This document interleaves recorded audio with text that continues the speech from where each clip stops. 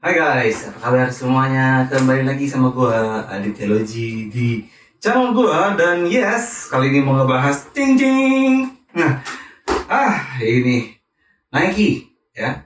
Ini brand yang sedang menurut gua banyak diterpa huru hara di sana sini. Cuma nantilah, itu kita bahas nanti aja. So kita mulai, welcome back to The Sneakers.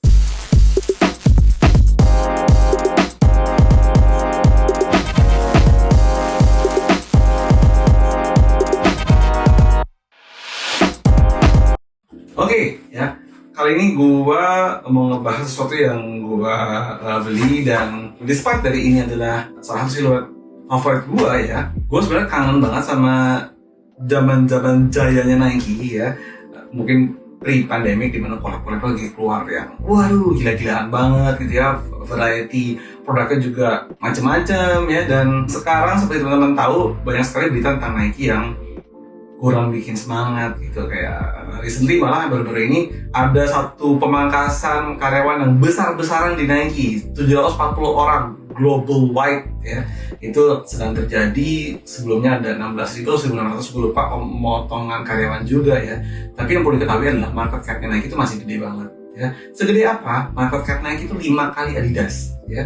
Jadi they're being number one, number 2 itu jauh banget gapnya. Oke guys, semoga ruang itu dimanfaatkan untuk Nike untuk tetap berinovasi ya. Dan kali ini gue mau ngebahas satu sepatu mereka yang ini JR, tapi sebenarnya sebenarnya gue suka banget. Yes, apalagi kalau bukan, ini dia adalah di Air Max One. Yes, Air Max One Panda.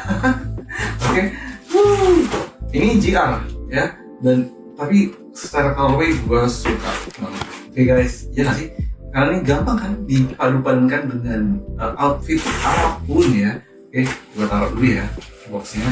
How good is a GR Air Max One? Karena biasanya gue beli Air Max One itu selalu yang kolaborasi atau selalu anniversary edition. Kayak gue punya yang Obsidian tuh anniversary edition, gue punya yang Atmos itu collab sama Atmos, gue punya yang Patah itu collab juga sama Patah.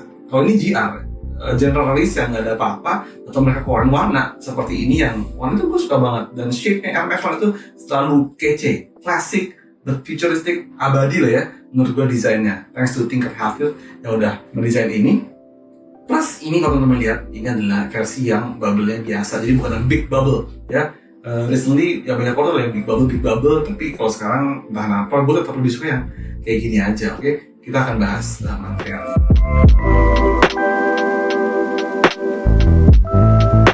Ini materialnya nothing special menurut gue ya, standar Nike, pakai mesh toe box, kemudian dia pakai suede leather, cuman ini bukan yang gimana banget juga gitu ya. Talinya pun ini adalah tali-tali standar Nike cotton ya, dia pakai suede di bagian sininya, uppernya bagian play soldier, tapi ya it's a good suede, cuman bukan yang very good ya. Di anniversary edition mereka keluar dengan suede yang sangat bagus gitu ya. Oke, tapi yang di sini biasa aja. Oke. Inline-nya hitam, cotton biasa, mesh tang gitu ya. Udah sisanya leather suede kayak biasanya, logo Nike seperti biasa di belakang ya, dan di bagian tang gitu. Oke, ada ini bubble yang terlihat seperti biasa, yang versi kecilnya ya, lebih kecil, tapi satu hal yang gue rasakan, ini lebih sturdy, artinya apa? Lebih keras gitu ya. Jadi ini jadi bandingkan dengan yang lain, mungkin sotoy-sotoyan gue aja ya.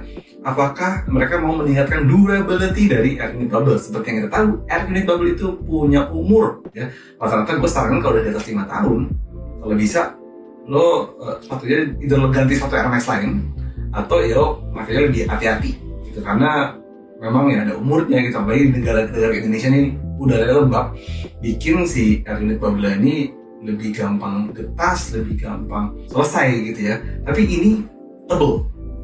Dan kenapa gue bisa bilang seperti itu? Karena begitu gue pakai ya, ini udah gue pakai beberapa kali, rasanya di kaki agak nggak enak sobat. Gak tahu gue kenapa, gue ngarepin GR yang dikeluarkan tahun 2024 ini tuh lebih oke aja gitu feelnya, tapi nggak juga ya. Gue masih lebih merasakan kenyamanan itu di Air Max sebelumnya ya, Air Max yang collab, Air Max yang anniversary, ketimbang yang ini. Kok tumben gue pakai Air Max itu agak sakit gitu ya. Therefore salah satu caranya adalah gue ganti pakai ada insole baru gitu ya. sedikit mengecewakan. Untung warna itu panda, jadi masih gue suka banget warna hitam putih ya. Gue juga hitam putih gitu ya. Jadi nipis Air Max itu gampang gitu ya, dan ya gitu sih. Untuk secara pricing gimana? Harganya masih sama di sekitar 2,2 juta rupiah ya. Dan ada di Foot Locker, ada di JD Sports, ada banyak. Di semua retailer itu hampir masuk warna seperti ini. Dia juga ada women's version-nya. Bedanya kalau women's version, inline itu gak hitam, inline-nya putih. Lebih clean sih sebenarnya sih ya, menurut gue. Tapi itu selera masing-masing aja. Karena kalau lo pakai celana gombrong nggak gitu kelihatan juga sih bagian hitamnya. Oke, itu aja sih. Jadi kayak gue sangat menyayangkan kenapa sepatu ini tiba-tiba jadi keras. Sebenarnya gue nggak pernah punya masalah sama sekali pakai Air Max One, tapi di sini kok agak keras gitu ya. Gue nggak tahu karena apa. Apakah mungkin ini pro breakingnya agak lama ya? Memang gue belum pakai tiap hari dalam waktu 2 mingguan gitu ya. Mungkin pro breaking ya, sehingga ketika breaking itu udah jadi soft kayaknya karena very durable materials biasanya perlu waktu breaking yang lebih lama gitu ya. Terbukti di beberapa sepatu lain yang memang punya material kokoh gitu ya, brand-brand lain perlu waktu breaking lama. Mungkin juga di sini gitu, tapi memang nggak instant comfort kayak yang bisa lo temuin di Air Max One. Gue nggak tahu kenapa, mungkin gue salah ya, tapi itu at least yang gue rasain. But the colorway is a winner menurut gue. Colorway itu gokil banget.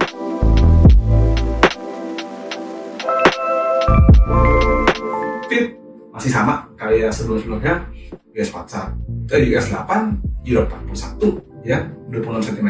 Itu yang gue selalu pakai di Air Max One gue, dan fitnya masih selalu sama ya.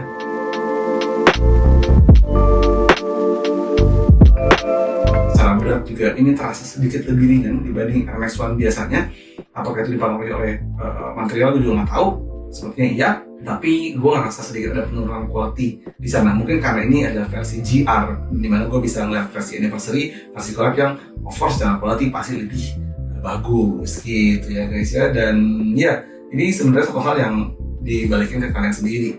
Apakah kalian masalah sama itu atau enggak ya? Kalau gue sih, karena gue seneng banget sama warnanya, gue pakai insole lain yang lebih empuk. Insole gue copot, gue ganti.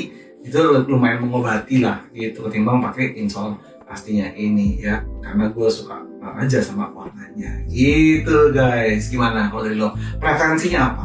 Warna kah, feel kah, atau brand kah? Ya teman-teman bisa sharing dengan gue di kolom komentar di bawah ya. Oke guys, dan gitu aja sih sedikit review singkat dan sedikit curhatan gue mengenai Air Max One yang baru aja dirilis ini ya. Seperti pertama gue bangga, tulis aja di bawah ya. Gue akan baca komen kalian, kita coba berdiskusi di bagian komen, dan ya gitu aja ya. Oke guys, jangan lupa juga ya follow sosial media gue @adityaology, kemudian TikTok gue @adityaology. Subscribe channel ini supaya kalian bisa support terus kita, supaya kita juga bisa terus nyeritain produk-produk kayak seperti ini ke kalian ya. That's how you support us, dan gitu aja. Oke, a very short shout out gua untuk Air Max One ini karena gue suka banget sama Air Max One. So that's just what I'm about to say. Itu aja. Gua Adityaology. This is Nike Air Max One 2024 black, white, panda or whatsoever. Ya, itu aja. I'll see you on the episode of The Sneakers. Hey guys.